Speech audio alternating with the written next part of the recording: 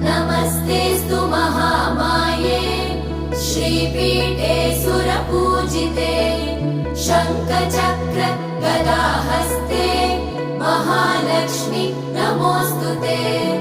नमस्ते गरुडारूढे कोलासुरभयङ्करी सर्वपाप हरे देवी महालक्ष्मी नमोऽस्तुते।